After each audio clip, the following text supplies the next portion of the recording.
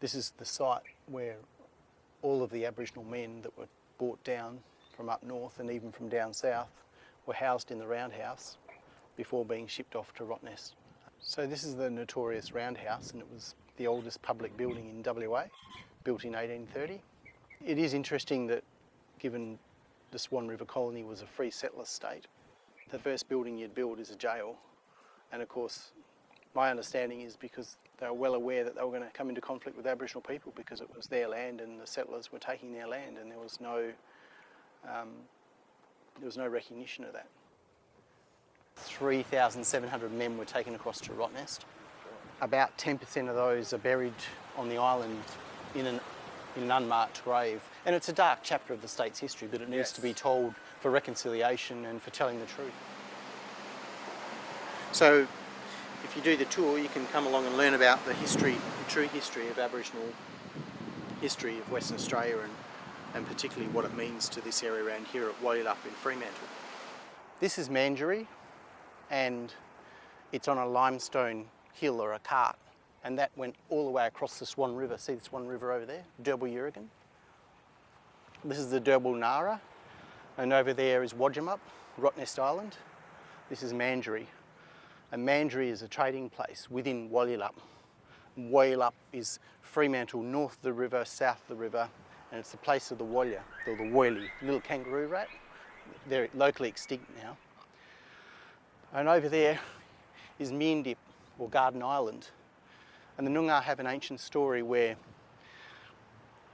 Yondok crocodile, Karakumba, came down and he wants to go up the river and take over Noongar country. It's from the north.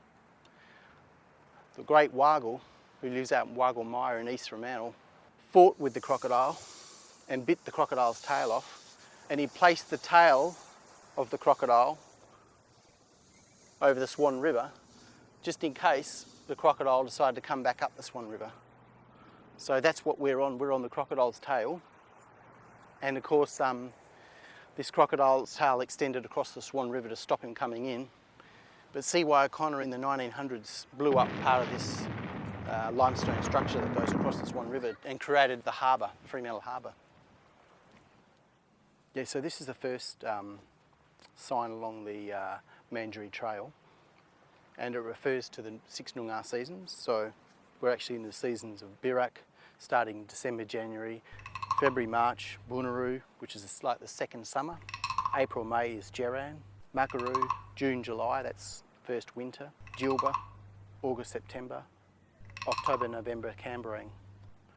The thing about the seasons, it's not exactly clinical, so the 1st of December isn't the start of Birak. Yes. It's usually the start of the flowering of a particular tree. Okay. Or the migration of particular animals. So, you know, things like the yellow-eyed mullet and the flowering of the Christmas tree are signals of Birak. You know, winter time, people were inland. Winter rainfall patterns filled up a lot of little water holes inland, so people could camp on those and get water and survive.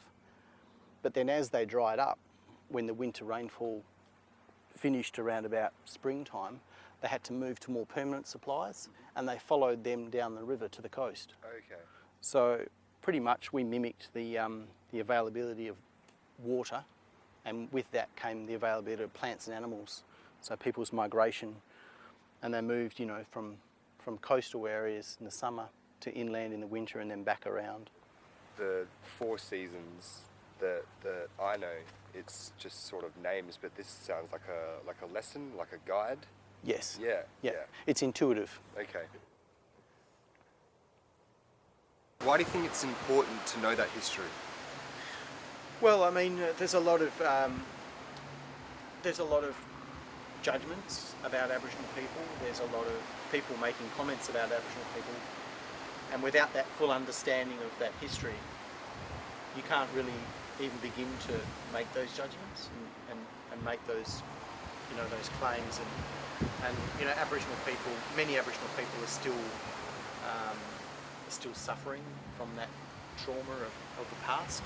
We are the most incarcerated people, and our people do suffer from high rates of poor health, poor education, and a lot of it stems from our with the state, and it hasn't been a good relationship.